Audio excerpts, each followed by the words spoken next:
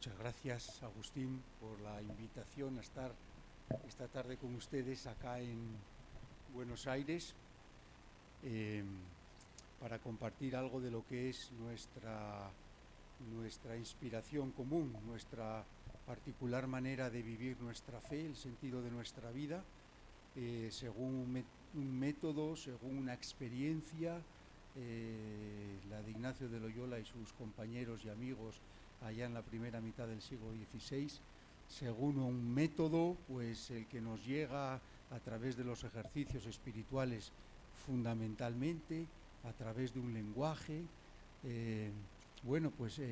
Aquí estamos. Yo supongo que entonces ustedes de una forma o de otra están familiarizados o hermanados o con la espiritualidad ignaciana de alguna de sus manifestaciones, por la educación que hayan recibido, por el ministerio que están realizando, por afinidad que tengan en su manera de vivir su seguimiento personal de Cristo y su fe, etcétera, etcétera, ¿no?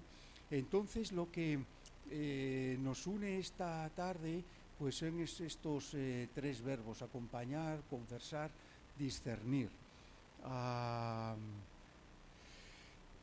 Pensando un poquito cómo plantear esta tarde, pues podría uno centrarse mucho en el discernimiento o en el acompañamiento o en la conversación. Los tres verbos son como las cerecitas que están en el frutero, tiras de uno y se van complementando, iluminando unos con otros, ¿no? Yo me voy a fijar sobre todo en el valor de la palabra.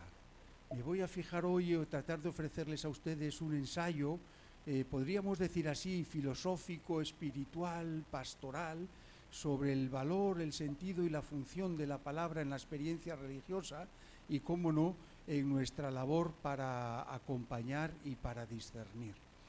Y si todo va bien, pues podremos seguir este orden en la estructura. Allá por las 8:30, tal vez, cuando todos abandonemos, si Dios quiere, todavía un poco despiertos esta sala, a mí me gustaría que todos fuéramos un poco más lúcidos y agradecidos con lo que significa el hecho simple y primitivo de poder hablar, de poder comunicarse, y el bien que a través de la palabra se puede hacer para acompañar y para, en definitiva, discernir. La estructura, entonces, un poquito de la exposición, espero seguir estos puntos.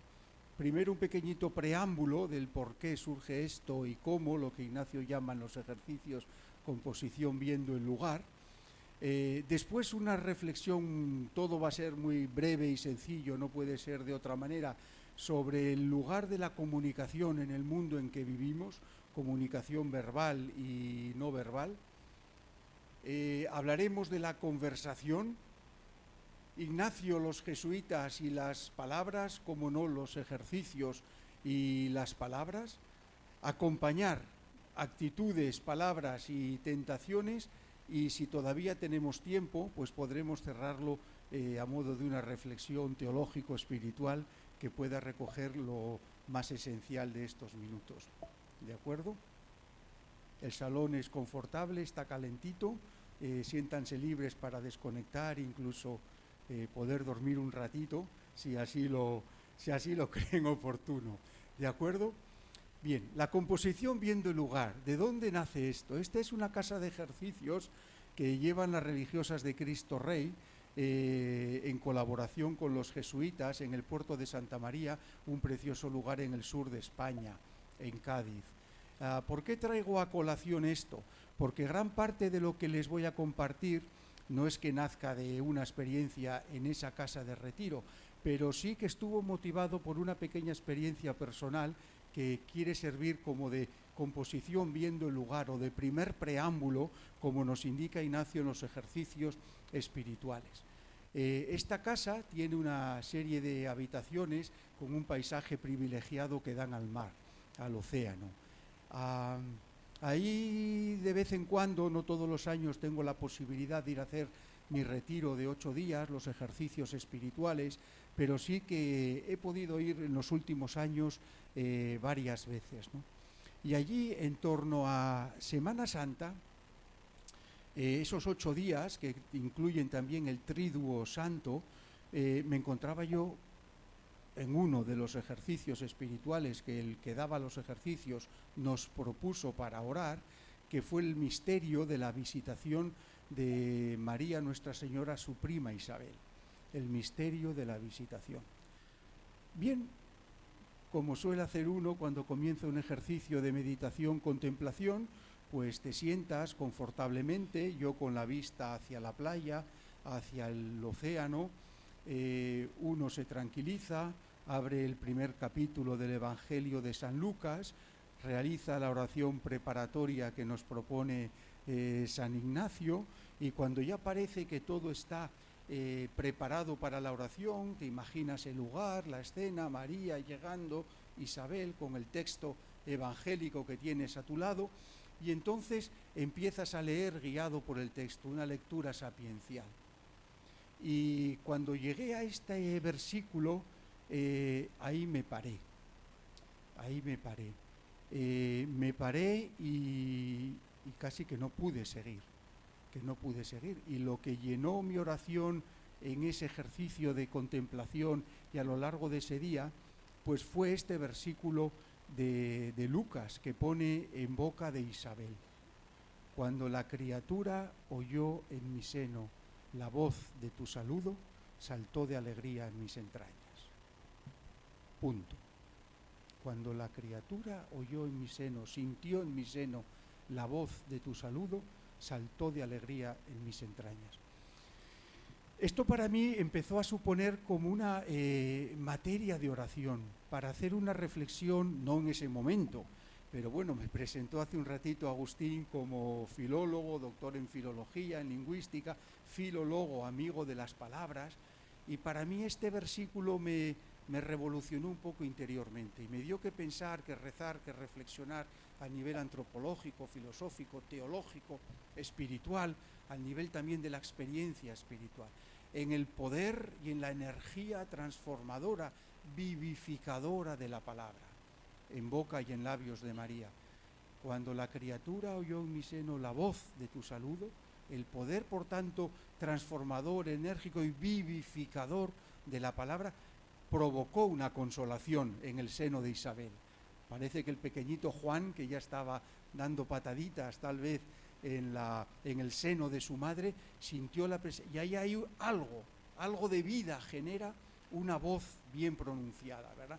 Bien, esto es un poco la composición viendo lugar y lo que da marco a toda esta reflexión. Yo entonces me puse a rezar con Isabel y con este misterio del encuentro entre María y su prima, ¿no? Y yo pedí para mí la gracia de reconocer la voz de Dios, el saludo de Dios, entre las voces que cada día resuenan en nuestro entorno. Vivimos en un entorno hiperlingüistizado, hiperestimulado, recibimos impactos auditivos, visuales, afectivos, emocionales, racionales, de todo tipo a lo largo de una jornada de 16 o 18 horas. Y bueno, tal vez nuestra misión como cristianos, y más también aquí si algunos de ustedes se dedican al acompañamiento espiritual o a guiar a otros en cualquier etapa o estadio de su formación humana o religiosa, ¿cómo distinguir entre tantas voces el saludo de Dios? El saludo de Dios. Esto es entonces que tal vez el punto 4, más adelante veremos en los ejercicios espirituales. ¿Qué son los ejercicios espirituales? Es una red de comunicaciones, es una red polifónica de numerosas voces que están actuando en el interior de la persona humana, y entre ellas, tanto el que hace los ejercicios como el que los acompaña, tenemos la responsabilidad de estar atentos a ver entre tantas voces cuál es la voz del saludo de Dios, aquello que da consolación, aquello que vivifica y aquello que metafóricamente podríamos decir que también nos hace saltar de alegría porque hemos escuchado el saludo de Dios, ¿no? Esto es una gracia que viene de Isabel. También entonces, una vez que percibimos la voz, interpretarla como saludo. Esto es como fuente de vida, ¿no? Como salvación. salud, saludo, salvación, son todos de la misma familia léxico-semántica, ¿no? Entonces Dios nos habla, identificamos el saludo de Dios y lo interpretamos como fuente de vida y como causa de consolación, como diría Ignacio, ¿no? Bueno, y en tercer lugar, cuando oímos la voz de Dios, lo que deseamos es que no solamente muevan mis entrañas para provocarme a mí una consolación y una gratificación espiritual, sino también que se vierta al mundo como una voz vivificadora y constructiva, ¿no? Que es lo que entre María y Isabel. Este sería el primer punto, entonces.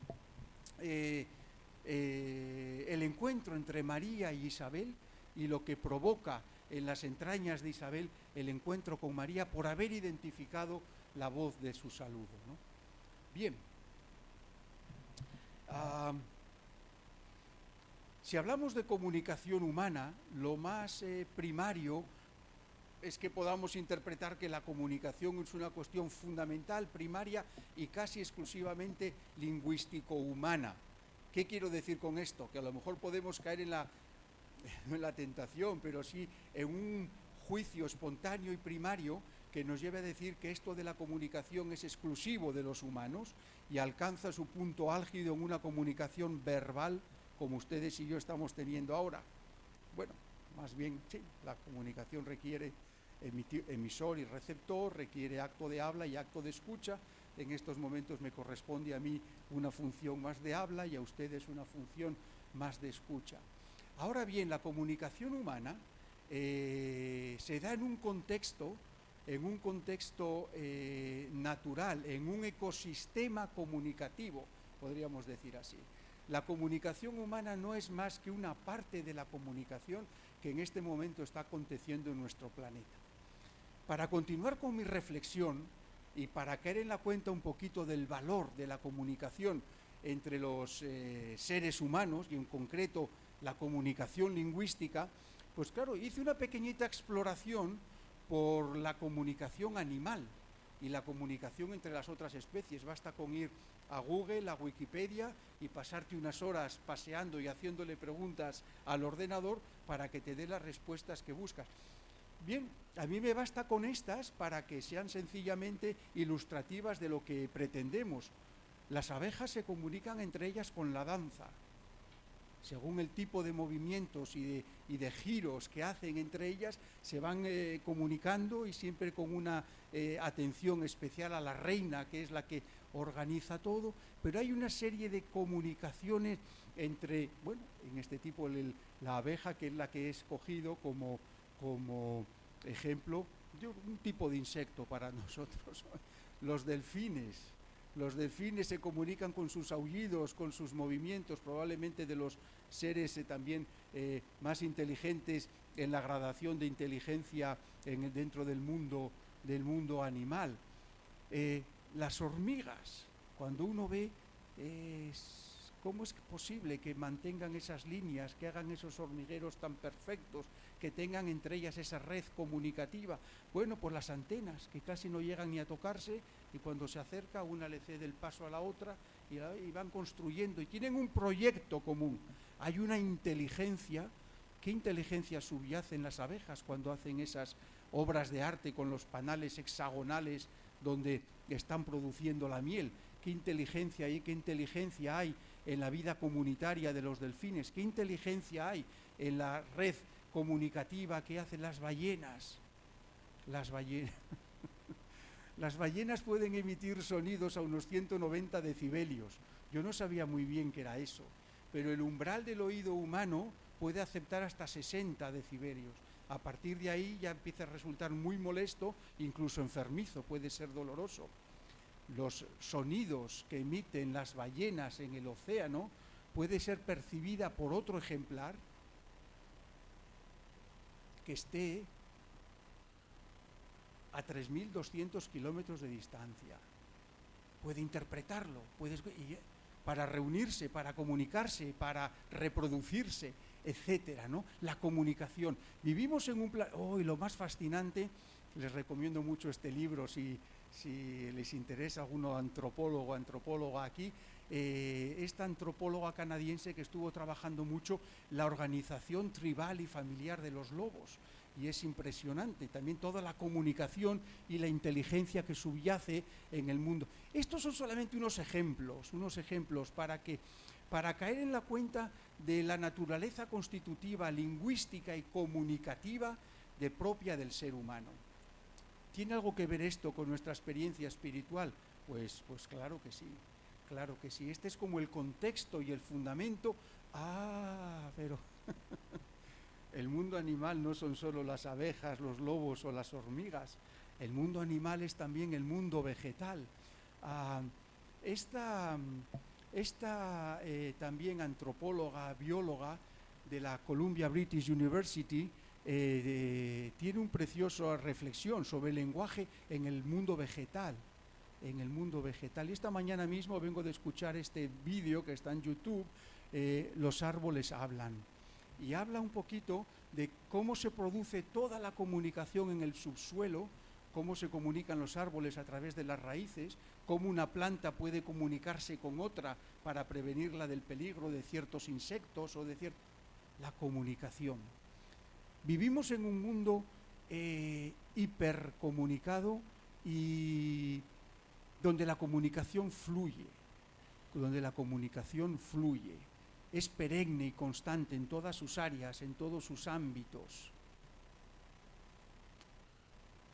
Si yo ahora les preguntara cuál puede ser la causa teológica de este fundamento comunicativo en el mundo en que vivimos, ¿a dónde podríamos remontar la causa primera? Perdoné. Al prólogo de Juan, que dice muchas cosas el prólogo de Juan. La palabra se hizo carne, la palabra, sí. Y si nos remontamos por encima del prólogo de Juan, no, estaba buscando un poquito, tal vez, no lo sé, pero una primera razón, consecuencia teológica o causa teológica que podríamos inferir de por qué en el mundo hay esta naturaleza comunicativa. Señores, la Trinidad es comunicación. La Trinidad es esencialmente comunicación. Y todo esto que estudian los teólogos dogmáticos acerca de las relaciones y las procesiones internas, intratrinitarias, y en qué consiste la vida dentro de la Trinidad, en pura comunicación. ¿Cuál es el colmo, el culmen de la plenitud de la comunicación humana? La comunicación en el amor, lo que es absoluta donación del Padre al Hijo, del Hijo al Padre, y eso en el Espíritu. Entonces, si nos remontamos en el principio que fundamenta, y si hemos sido creados y pensamos también que también parte o la totalidad del cosmos tiene algo que ver y refleja lo que es la naturaleza de Dios, podríamos también concluir que el mundo tiene algo o bastante o mucho de imagen de Dios. ¿Dónde se podría concluir que el mundo en la comunicación? En la comunicación, que donde hay vida hay comunicación. ¿De acuerdo? Bueno, entonces llegamos al ser humano. Y el ser humano no es más que un elemento más, no es más que una especie más dentro del ámbito comunicativo de toda la creación, ¿verdad? El hombre es por naturaleza un ser en comunicación y para la comunicación.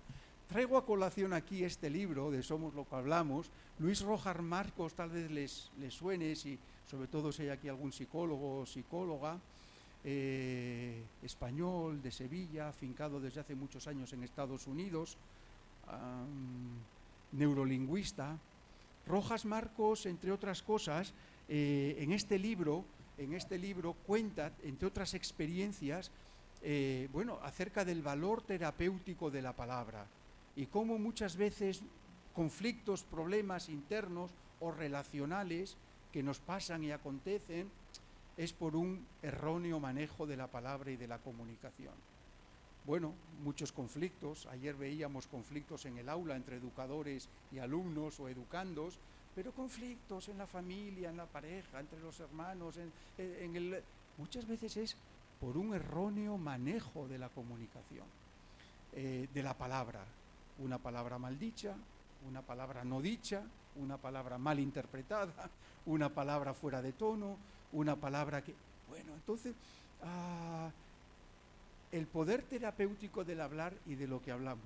En una de las experiencias más duras que este psicolingüista vivió fue a continuación de los tremendos atentados del 11 de septiembre en Estados Unidos. Dice, me tocó atender a gente que quedó bloqueada en la comunicación. Y fue tal el shock que recibió por las imágenes que vio y por las experiencias que le tocó vivir, que enmudeció. No fue capaz de volver a hablar. Se quedó como en shock. Bueno, y empezó terapias de recuperación a través de la neurolingüística. Es como una fisioterapia de la psique, ¿verdad? Volver a recuperar el habla. Y la teoría de este gran psiquiatra es: usted hable. Hemos sido hechos, no, el libro no tiene una intención ni un fundamento religioso, pero sí que Rojas Marcos dice, la naturaleza del ser humano está hecha para comunicarse. Por tanto, ustedes hablen con las plantas, hablen con las mascotas, hablen consigo mismos, hablen con sus sueños, pero hablen, que fluya la comunicación. Bueno, esto no es más que una versión psicológica de lo que hace años el filósofo, creo que era Martin Heidegger, pues dijo que el lenguaje es la casa, el hogar del ser humano. Vivimos en el lenguaje, vivimos lingüistizados, no podemos entendernos sin el lenguaje. Ustedes, que algunos habrán hecho ejercicios o los acompañan ejercicios, pues verán que es una experiencia rara para los que los hacen por primera vez, la experiencia del silencio. Para mucha gente es una cosa extraña el silencio. Nos sentimos incómodos a veces en el silencio. Si esperamos el ascensor en silencio, si con otras personas, si tenemos que aguantar un minuto instante de silencio, los silencios tensos en torno a un féretro o en torno a un enfermo que está ya muy grave en sus últimos minutos. Hay silencios tensos y cuando podemos, con permiso, lo que nos pide el cuerpo es hablar y comunicarnos. Forma parte de nuestra naturaleza humana el hablar. Créanme, nos sentimos mejor cuando hablamos. Habla, desahógate, ¿no? Las terapias, muchas veces las conversaciones espirituales, las confesiones, ¿qué son? Más que ejercicios de saneamiento a través de la palabra y de la comunicación.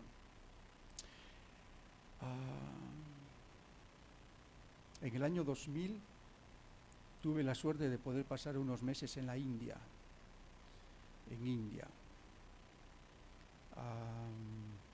Claro, ya que estaba en India, yo ya era jesuita, sacerdote recién ordenado, pues dije, hombre, bueno, ¿y por qué te fuiste a India? Bueno, porque yo acababa de estudiar espiritualidad, pero había estudiado en Madrid espiritualidad ignaciana y casi no había salido de Loyola y Manresa, y dije, bueno, a lo mejor la espiritualidad es algo más amplio que esto.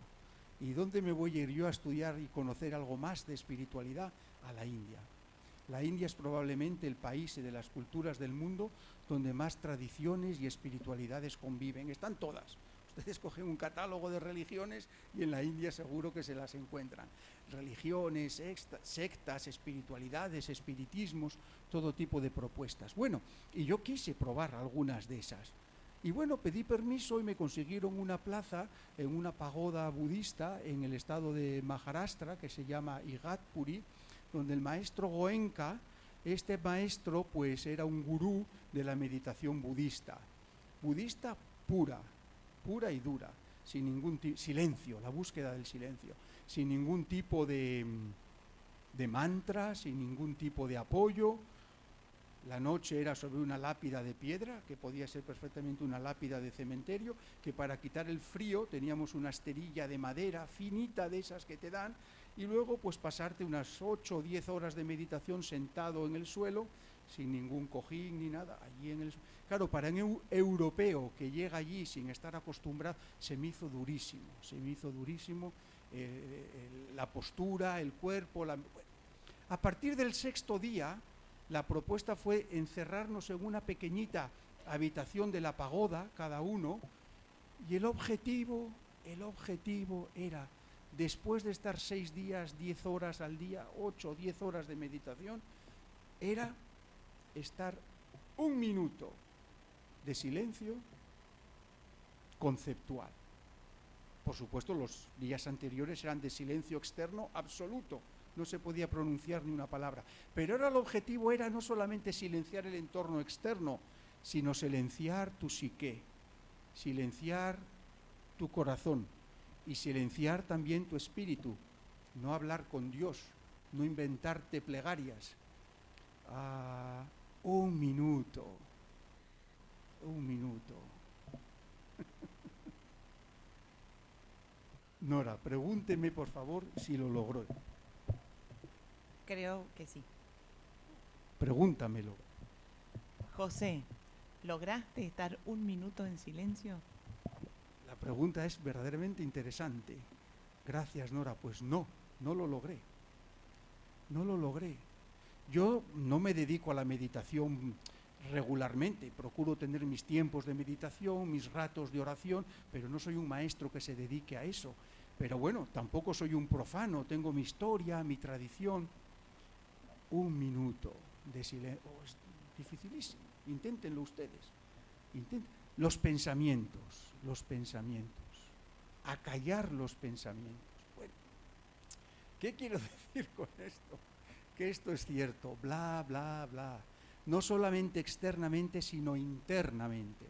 Miren ustedes, toda la experiencia originaria de Ignacio, tanto la que tiene en Loyola en 1521, cuando se está convirtiendo a través de las lecturas, como la que después va a reflejar en las 22 reglas de discernimiento del libro de los ejercicios, todo tiene que ver con el bla, bla, bla interior.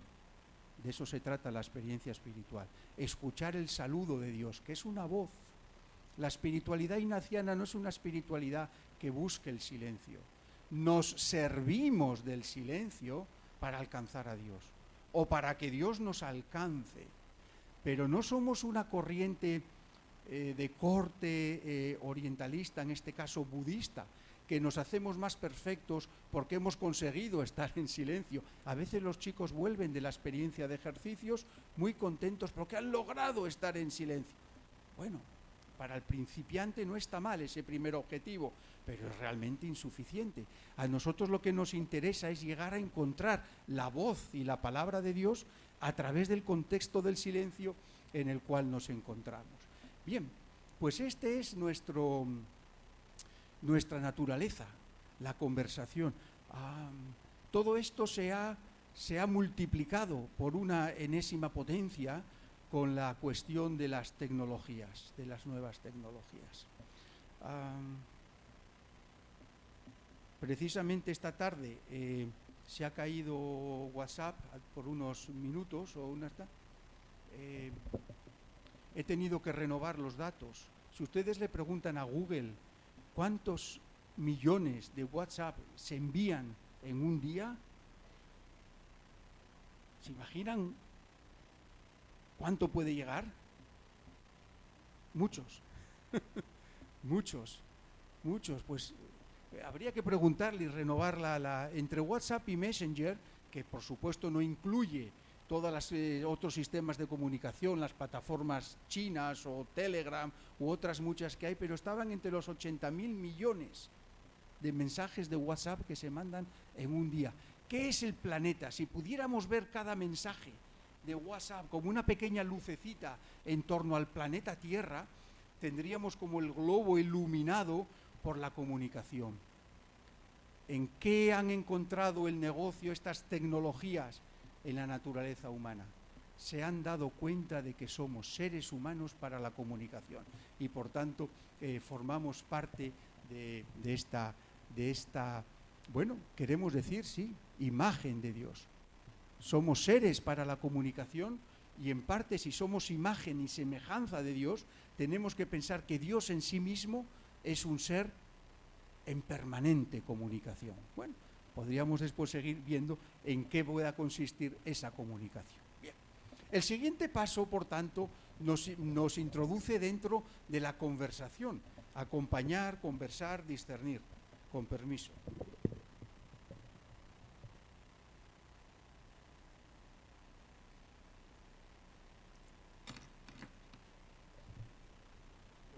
creo que es mejor para todos que vaya siendo un poco consciente del paso del tiempo. El reloj nos lo comunica. Entonces, bien, hay muchos tipos de comunicación.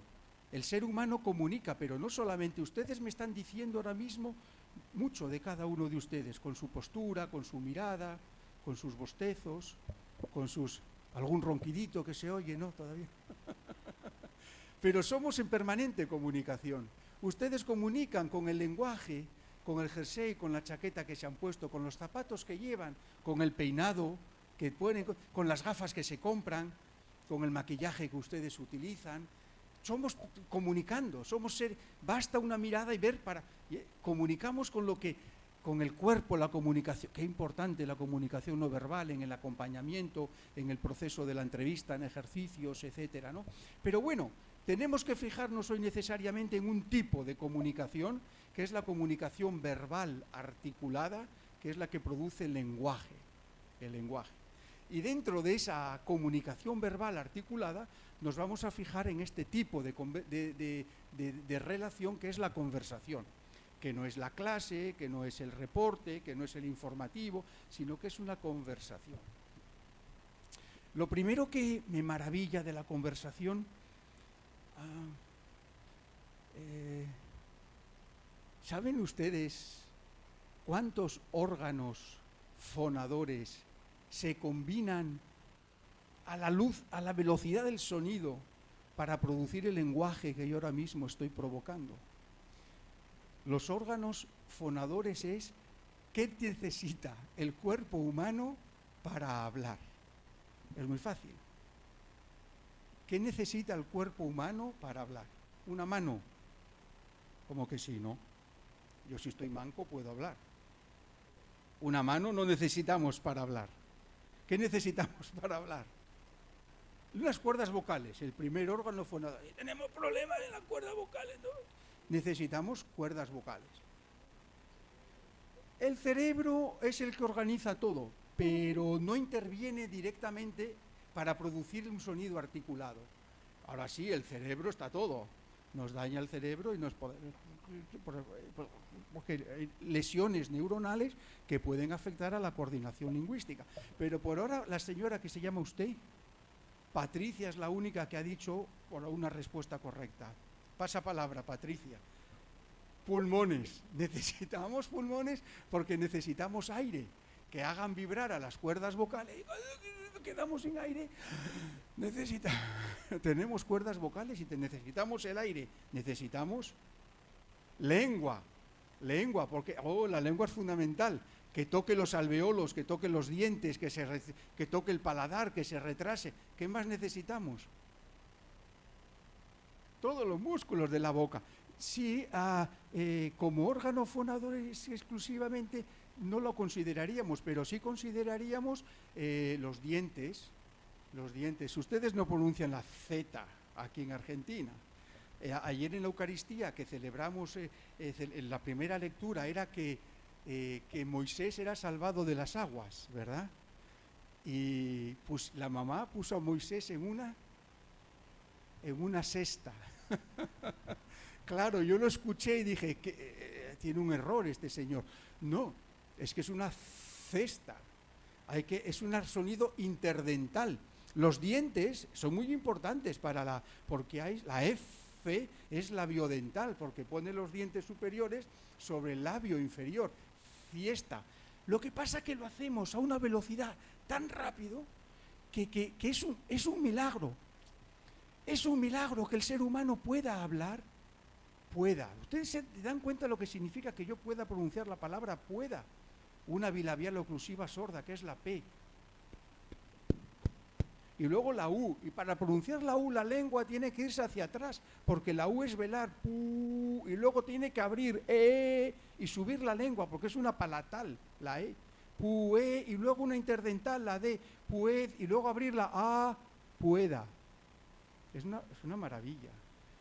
Es una maravilla y ustedes nunca lo piensan. Es que si lo pensáramos nos volveríamos locos. Imagínense si para pronunciarlo tenemos que... No puede ser. Es una maravilla vivir en el lenguaje. Yo digo pueda, bueno, y pronunciar, eso ya es dificilísimo. Pronunciar, eso dentro de la boca es una revolución y se hace y ni te enteras. ¿No es una maravilla? Es una maravilla. ¿Cuántas relaciones amorosas comienzan por la palabra? Por una conversación. Decía Séneca, háblame para que te conozca. Si el amor empieza por el conocimiento empieza por la palabra. La palabra. Es el hecho mágico de hablar. Con 7 órganos fonadores podemos y hemos transformado el mundo.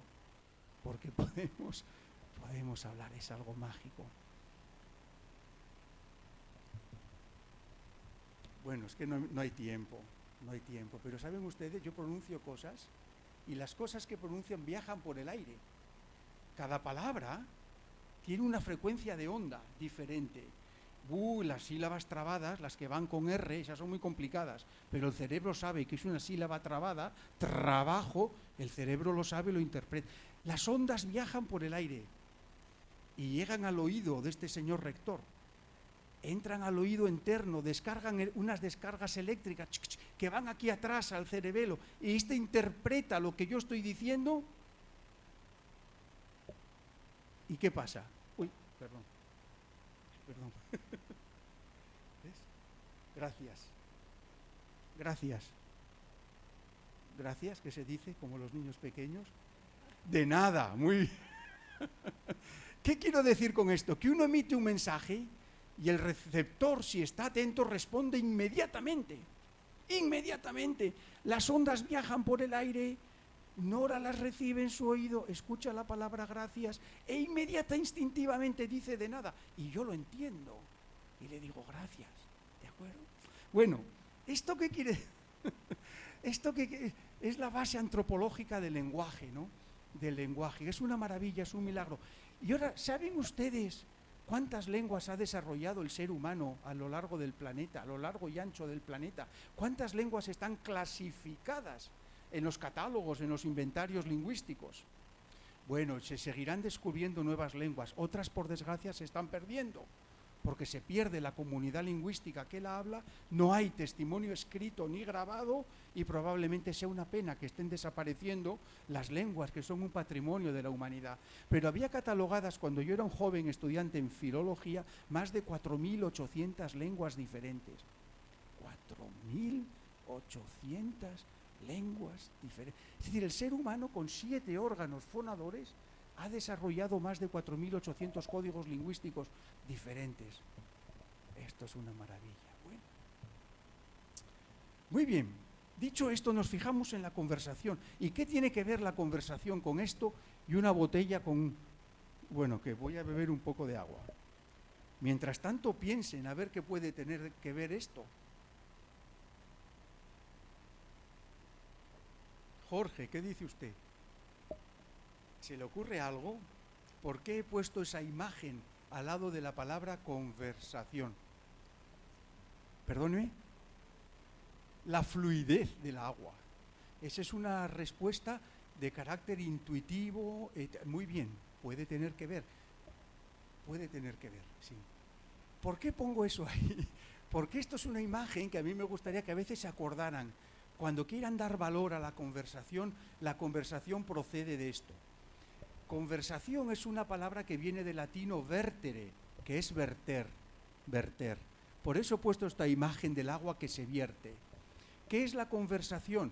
La conversación es covertere. Fíjense que es de la misma familia, por ejemplo, que el verso. El verso es de un poema, pero las líneas del verso proceden de las líneas del arado. El arado traza un surco, que eso es un verso. Y como el poeta escribe en surcos, o sea, en versos, los versos del poema se llaman versos, pero antes eran surcos del arado. Entonces, verterse, esto es verterse.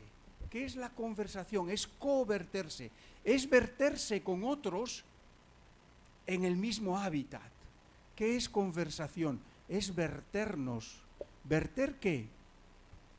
Verter mi vida. ¿Qué es la conversación espiritual? La conversación espiritual es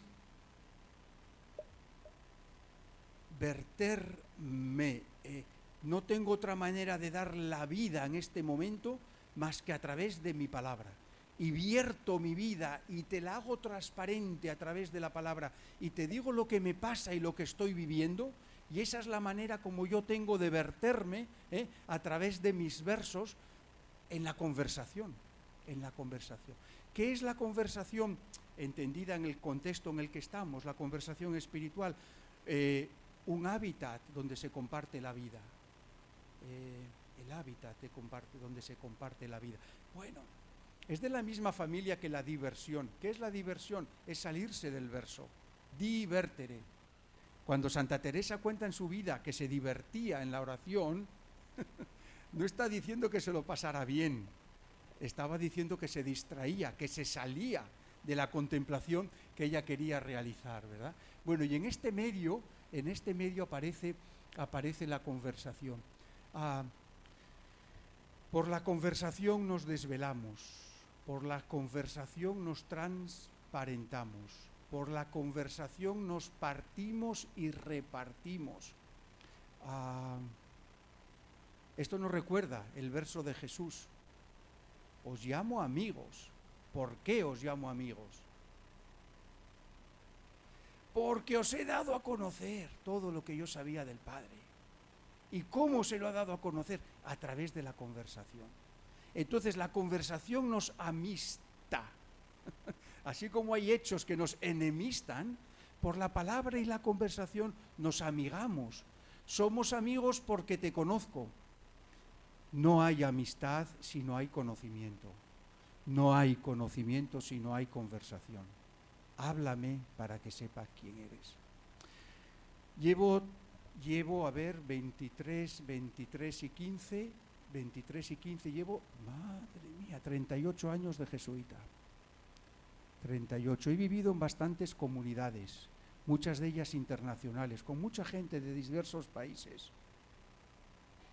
A veces nos pasa que estamos conviviendo, cohabitando bajo la misma comunidad 2, 3, 4 años, nos despedimos y somos absolutamente desconocidos unos para otros. Nos llevamos bien, no ha habido un conflicto, no ha habido un problema, pero esta persona se va y algo se muere en el alma. No, nada. Mañana le hacen la habitación a otro nuevo que viene y si te he visto, casi literalmente no me acuerdo. ¿Por qué? Porque no ha habido conversación. Y a veces nos puede pasar que en 4... ¿Por qué se mueren muchas relaciones humanas? Porque falla la conversación, la comunicación. A lo mejor se llega a una etapa en la vida donde ya no hace falta hablar mucho, ya menos, pero... Y al contrario, puedes convivir con una persona 15 días y por las circunstancias que sean, fluye la conversación. Tú te das a la persona, te transparentas, cuentas tu vida y eso te hermana, eso te genera vida, ¿no? Esta es la grandeza de la palabra.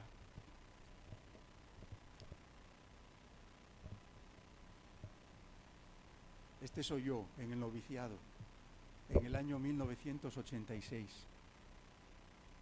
Y el maestro continuó diciendo: lo más grande que un jesuita puede hacer por otro jesuita, a ver, jesuitas aquí presentes, que piensen, si me llaman que estoy ocupado, ¿okay?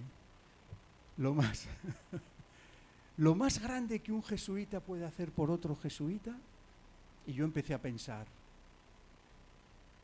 ser mártir, ser plenamente obediente, dar mi vida por mi hermano, claro, lo más grande que...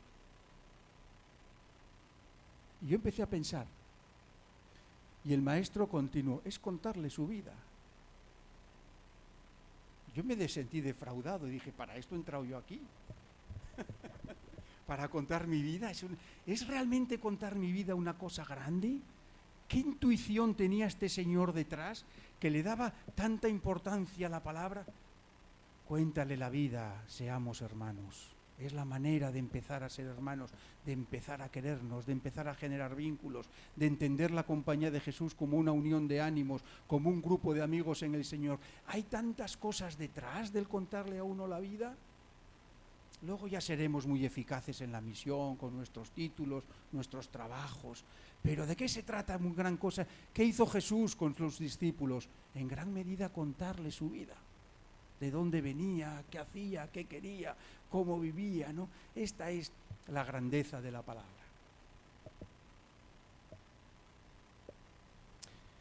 Un fundamento, entonces. Hemos visto el preámbulo, hemos visto el ecosistema, el mundo en comunicación.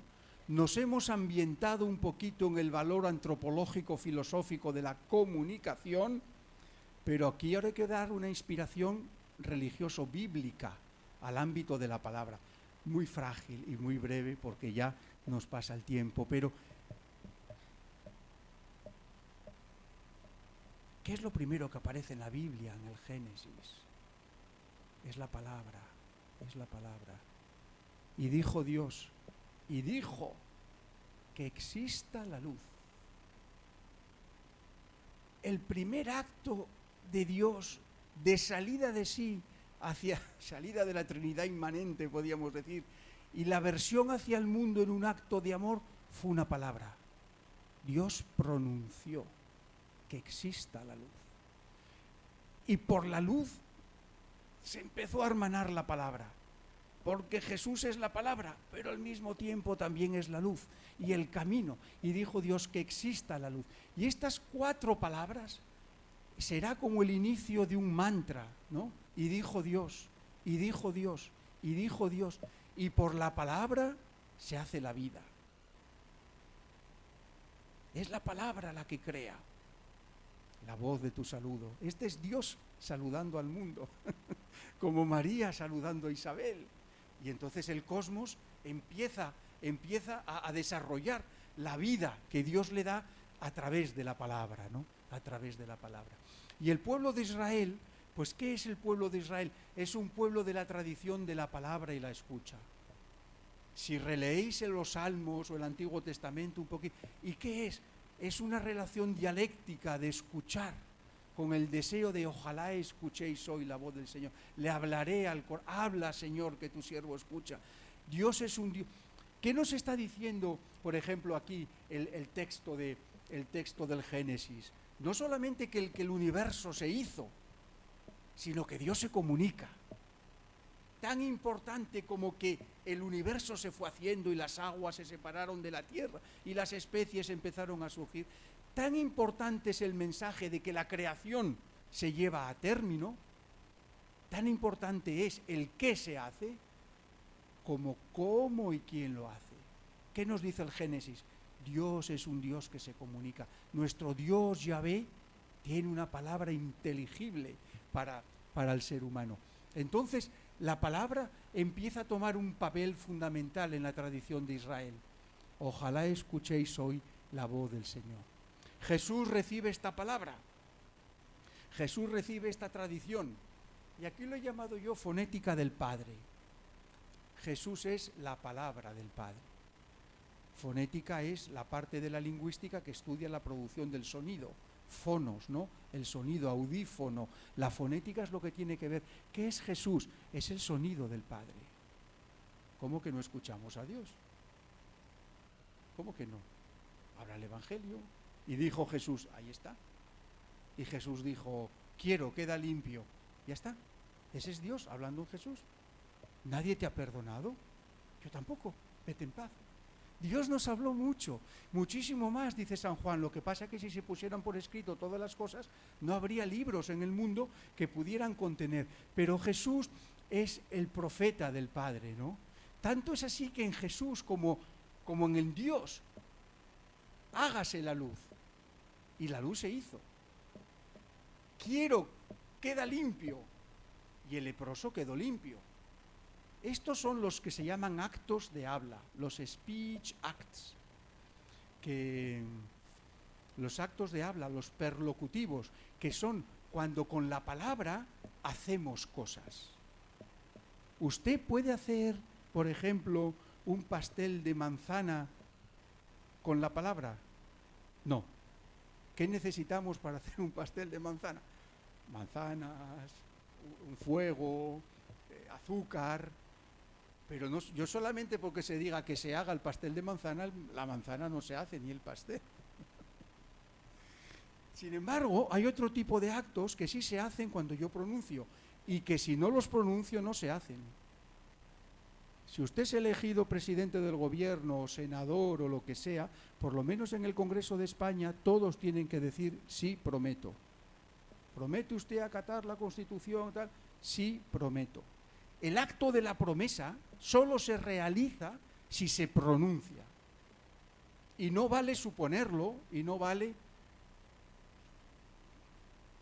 ¿Quiere usted a María Cristina por esposa y promete serle fiel en la salud, en la enfermedad? Tiene usted que decirlo. Tiene usted que decirlo en voz alta ante unos testigos. El cura no puede decir, bueno, se supone. No, no, ¿cómo que se supone? Esto hay que pronunciarlo, ¿verdad? Y hay que decir... Entonces, ¿qué ocurre con Jesús y su relación con la palabra? Que la palabra es histórica y la palabra genera vida, y por la palabra se transforma el mundo, ¿no? ¿Qué es más fácil? ¿Tus pecados te son perdonados o toma tu camilla y echa a andar? O Lázaro, sal fuera. Lázaro, sal fuera. Bueno, todo esto es María, cuando en el sepulcro Jesús reconoce a María. Muy bien. Tendremos que ir bastante más rápido o dejarlo bastante antes de lo que, Agustín, tú me riñes cuando tengamos que cortar, porque, bueno, una vez que ponemos la inspiración bíblica, como aquí somos un poquito de la familia ignaciana, ¿cómo asume Ignacio de Loyola el valor de la palabra? Bueno, y los jesuitas y la palabra. Pero el amor ha de ponerse más en las obras que en las palabras. Vaya, Ignacio, nos estás un poquito chafando la tarde. El amor, las obras y las palabras. Bueno, aquí hay, vamos a ver si podemos decir algo. Ignacio de Loyola, en su primera etapa, este señor se formó en retórica. Este señor estudió con un maestro particular en su casa en Loyola, nos dice Nadal. Tendrían un profesor particular que ayudaría a los 13 hijos de la familia de los Loyola a leer, a escribir, tal vez los rudimentos del latín, de la gramática, y después se va a Arévalo, pasa 15 años allá, y allí nos consta que, entre otras cosas, estudió retórica, el arte del buen decir. Sí. Si ustedes van a las cartas, aquí hay alguna especialista en el epistolario ignaciano, ustedes pueden seguir la palabra persuadir y persuasión, la retórica persuasiva. Aquí hay un caso, fíjense, en autobiografía, yo creo que es el 1, no el 11, perdón, el 1, se me ha ido el dedo ahí. Autobiografía 1, cuando Ignacio se empeña, contra todo sentido militar lógico, en defender una fortaleza que vas a perder, porque la cantidad de cañones que han cruzado los franceses por los Pirineos, en 2 días destrozan la fortaleza. Pero aquí dice que le dio tantas razones al alcalde. ¿Eso qué quiere decir? Es un ejercicio de retórica. Ignacio estaba acostumbrado a manejar la palabra. Esto es muy importante, ¿por qué? Porque los ejercicios son una experiencia de retórica. Pero eso sí tenemos tiempo. ¿Qué le diría al alcalde? ¿Qué le diría al alcalde? Bueno, le convenció. El caso es que aquí hay un ejemplo primero, Cuando cae herido, gracias a estos libros, Ignacio empieza a descubrir otro tipo de retórica, que no es la retórica persuasiva de la dialéctica para vencer a un contrario, sino que es la retórica del corazón. ¿Qué quiere decir esto? Que a través de los libros y de sus lecturas, su cabeza va a empezar a llenarse de un tipo de pensamientos que antes nunca había tenido. Esto de imaginarse a Ignacio por Jerusalén, con los apóstoles, con Jesús. No. Ignacio se imaginaba siempre como un caballero, con sus damas, sus principios de seducción, de vanagloria.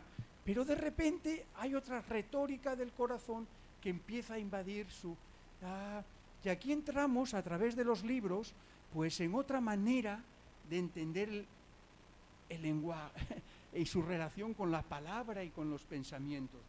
Lo tiene que dejar ahí, porque en Loyola esto es muy primitivo, esto es muy primario, Pero aquí en Loyola acontece este milagro para Ignacio, que es, hay un tipo de mensaje, hay un tipo de información, hay un tipo de lenguaje que está trabajando en mi interior, que para mí es nuevo, que no conozco, que me descoloca, y claro que le empieza a llevar a sentirse bien, a sentirse mal, todo el proceso de discernimiento que ustedes ya conocen, ¿no? Ignacio sale de Loyola con esta retórica, ¿no? Y ¿quién es esta mujer? Por fin encontré una foto de ella que no sabemos, es Isabel Roser, una benefactora catalana de Barcelona, amiga de Ignacio, la primera jesuita que hubo en la historia. Pronunció sus votos, los mismos que hacen los escolares jesuitas, el 25 de diciembre de 1543, creo que era. Pronunció sus votos, fue jesuita durante 9 meses. Esta señora ayudó, le debemos mucho los jesuitas, mucho los jesuitas a Isabel Roser. Pues sí, se ve que cuando hablaba con Isabel Roser, que los dejó admirados y llenos de devoción. Caramba, este señor sabía relacionarse bien con las palabras, hasta que llegó el primer fracaso. También Ignacio tuvo sus fracasos retóricos.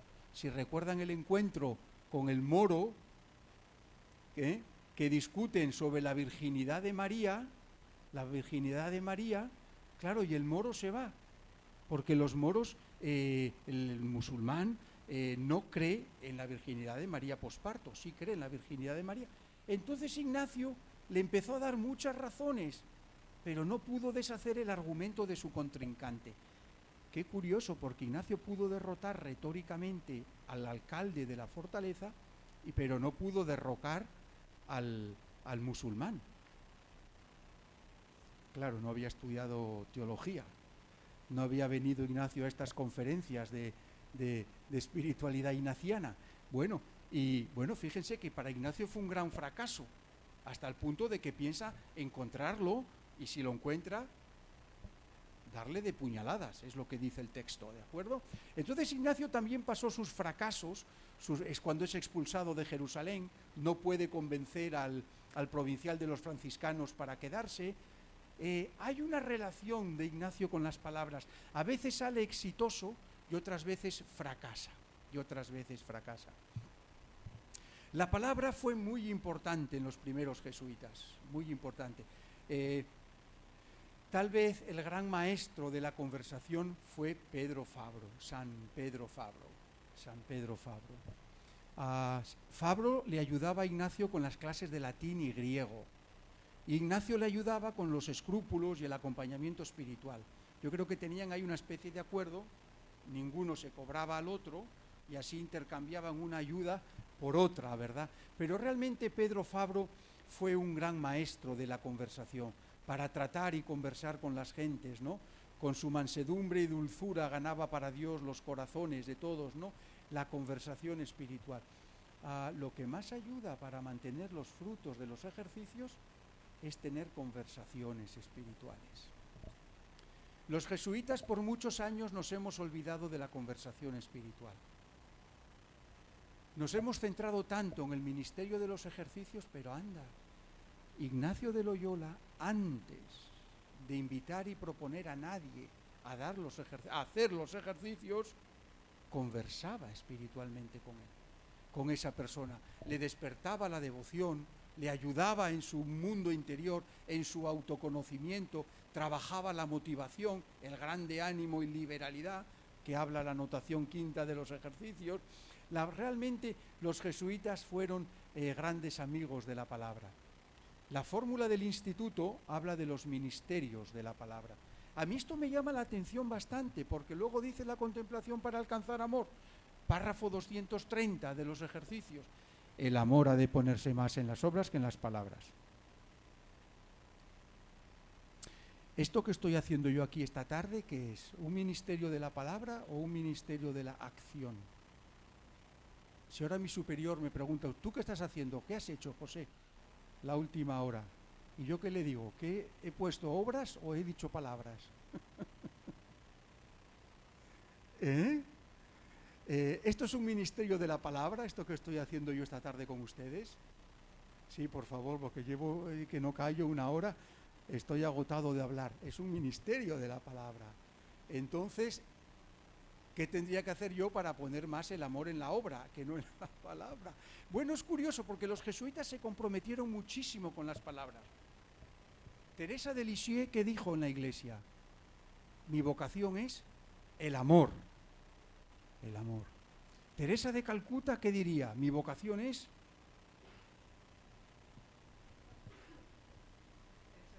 por ejemplo. Los salesianos dirían, mi vocación es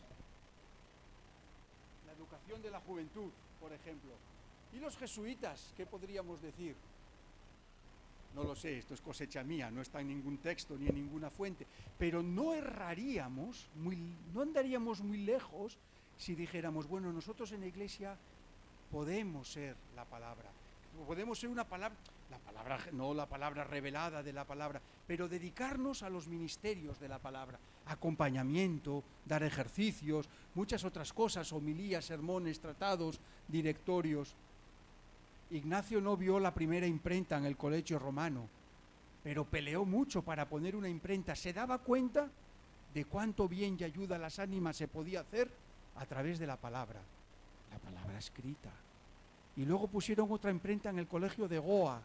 Lo primero que hacían los jesuitas. Y los jesuitas cuando llegaban a las misiones y llegaron aquí a Argentina y Chile, ¿qué es lo primero que hacían? Y llegaron a Indonesia y a China y al Japón y a tantos rincones de la India. Aprender el idioma y escribir gramáticas y diccionarios y vocabularios, las palabras, las obras de... Claro, los filólogos, me encanta cuando llego a este punto, decir que los jesuitas en gran parte son etimológicamente amigos de las palabras. Nuestras armas, como diría San Pablo, en el combate son las palabras. Y muchos mártires quedan en la historia por haber peleado con las palabras, ¿no? Las palabras, las cartas, el vínculo, el gobierno, el afecto, ¿no? Los jesuitas desarrollaron estructuras de gobierno mediadas por la palabra. Bueno, la palabra, llegamos a los ejercicios. ¿Qué son los ejercicios? Los ejercicios, un camino para llegar a Dios, a encontrar a Dios en todas las cosas. Los ejercicios son un escenario de palabras. Pero hombre, profe, qué cosa más aburrida. No podemos hacer ejercicios. Las palabras nos envuelven en los ejercicios. Este semiótico francés, Roland Barthes, mi profesor de crítica literaria, decía, con Barthes ni te cases ni te embarques. Bueno, Roland Barthes tenía grandes intuiciones, pero el peligro de la intuición es que muchas veces no se fundamenta en un discurso académico, bien anotado, etc. Pero tenía... Y Roland Barthes, pues en Sade Fourier Loyola, en esa trilogía que tiene, en el articulito dedicado a Ignacio, expone esta teoría que no está bien, muy lúcida. De hecho, yo la traigo aquí y dice, según Roland Barthes, dice, ¿qué son los ejercicios? Es una interposición de textos, es decir, de palabras. Hay varios textos en los ejercicios que el que da los ejercicios tiene que conocer. El primer nivel es el texto manuscrito de San Ignacio. Ahora les pondré una foto para aquellos que nunca hayan visto una foto del manuscrito, puedan irse a casa contentos por haber visto una foto del manuscrito de San Ignacio. Es el primer nivel, es el primer texto, el texto literal. Pero segundo, este texto manuscrito es interpretado por quien lo da. Quien da los ejercicios conoce el texto de Ignacio y lo adapta, lo interpreta en el contexto de Buenos Aires del 2023 al grupo de jóvenes que tengo delante, ¿de acuerdo? Es otro nivel de texto. Pero hay otro texto, que es el texto del ejercitante. Digamos que es un texto existencial. Cada uno que hace los ejercicios tiene que escribir su propio texto. ¿Qué está pasando de Dios por mi vida en estos 8 días? Ese es el texto de los ejercicios que a ti te importa, no el del siglo XVI, sino el que tú escribes hoy aquí a partir de este que te va dando. ¿Y cuál es el cuarto texto? El que escribe Dios. Es el texto místico. Es el texto que Dios escribe en tu historia. Esa es la página, ¿no? Pues todos estos textos Ah, miren qué cosa más bonita.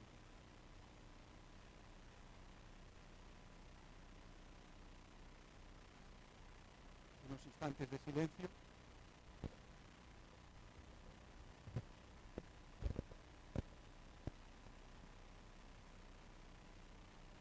Sí,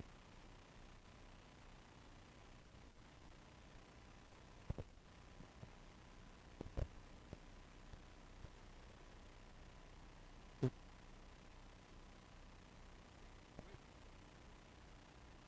sí, sí, se oye, tiene un poco de eco, ¿no? Bueno,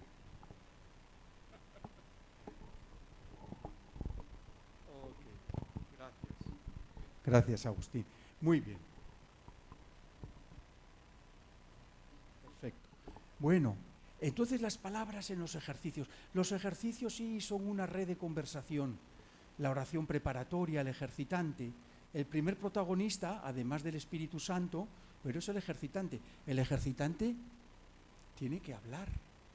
No hay ejercicio sin palabras. Y la palabra se articula en la oración preparatoria, se articula en los coloquios, y también la palabra es la palabra del misterio que acontece. ¿Qué le está diciendo San José al niño? A lo mejor le está riñendo por una travesura que hizo en Nazaret. ¿Qué le está diciendo el fariseo a Jesús? ¿Qué le está diciendo la hemorroísa? ¿Qué le está diciendo Pilatos? En los ejercicios se oyen muchas cosas. Entonces el ejercitante está en relación permanente con la palabra, Pero el que da los ejercicios también tiene que saber manejar la palabra con breve y sumaria declaración, con prudencia, con respeto, con indiferencia, con tantas cosas, ¿no? Ah, pero hay más voces en los ejercicios. ¿Quién más habla en los ejercicios? El buen espíritu. ¿Cómo habla el buen espíritu? Con consolación. ¿Y la consolación cómo se manifiesta? Ah, pero fíjate, punzando y remordiendo la consciencia por el sinderes y de la razón. Eso también habla Dios en los ejercicios así. ¿No es eso? Ejercicios 314. Las personas que van de pecado mortal en pecado mortal, acostumbra comúnmente el enemigo a proponerle placeres aparentes, haciendo imaginar deleitaciones y placeres sensuales por malos conservar y aumentar en sus vicios y pecados, en las cuales personas usa el buen espíritu contrario modo, punzando y remordiéndole las conciencias por el sinderes y de la razón. Esta es la primera regla. Dios habla, y Dios habla. Las personas que van intensamente purgando sus pecados es Él dando ánimo y fuerzas, inspiraciones, consolaciones, lágrimas y quietud, facilitando y quitando impedimento, pero entonces el buen espíritu habla. Hay que reconocer, propio es de Dios nuestro Señor y de sus ángeles en sus mociones dar verdadera alegría. Párrafo 329, primera regla de segunda semana. El buen espíritu habla, tiene un lenguaje. El buen espíritu tiene una gramática. ¿No le digo yo que el Espíritu Santo es filólogo también? El buen espíritu tiene una gramática. Y entonces, ustedes que acompañan ejercicios, tienen que conocer la gramática del espíritu. Hace poco estuve en China. No entendí nada del cantonés. No se entendía nada. Solo aprendí una palabra, que es muy necesaria en todas las lenguas, que es gracias. Ngoisai, ¿sabe usted? Bueno, al parecer tienen varias maneras de dar las gracias según qué cosa. Nosotros, se me cae el mando y le doy las gracias a Nora. Pero te salvan la vida por un trasplante de médula y usas la misma palabra, gracias, porque no tenemos otra. Pero otras lenguas han desarrollado diversas palabras para agradecer en función de lo que haya que agradecer, ¿no? Yo decía la única para todo y me fue bastante bien. Bueno, ¿qué tenemos que hacer aquí? Conocer la gramática del espíritu, las voces que hablan. Bueno, porque luego está el mal espíritu y este sí que habla. este sí que habla. Creo que era el padre Nadal el que decía, al comienzo de la oración no te fíes. Al comienzo del ejercicio, quien va a estar hablando muy probablemente vas a ser tú. Ejercicios 32, presupongo en mí 3 pensamientos. Uno que nace de mi mera libertad y querer, yo, que me imagino cosas. Cuando te pones a rezar en silencio, para escuchar al buen espíritu, just wait, ten paciencia. Porque seguramente lo más normal, puede haber experiencias extraordinarias, pero lo más normal, lo más ordinario, es que los primeros minutos de la meditación y del silencio sean palabras tuyas, tus preocupaciones, tus miedos, tus aburrimientos, tu agenda, lo que tienes que hacer, o del mal espíritu, tentaciones, distracciones. Cuando esa fase pasa, el buen espíritu encuentra su espacio, ¿verdad? Pero ¿cómo habla el mal espíritu? Esto está tomado de los ejercicios, no son palabras mías. Morder, tristar, poner impedimento, falsas. Fijaros, estos 3 son términos de la retórica medieval. ¿Ustedes se han preguntado alguna vez qué es una falacia, técnicamente hablando? ¿Qué es una falacia? Hay que ir a un diccionario de retórica. ¿Y dónde estudió Ignacio y de dónde sacó ese término? Muy probablemente de París. ¿Qué es una falacia? Una falacia es un discurso lógica y consistentemente argumentado que llega a unas conclusiones acordes con el argumento. ¿Qué le ocurre a la falacia? Que parte de premisas falsas. Por eso muchas veces es difícil captar, porque el discurso es coherente. ¿Y este tío cómo me engañó? Le preguntamos al mal espíritu.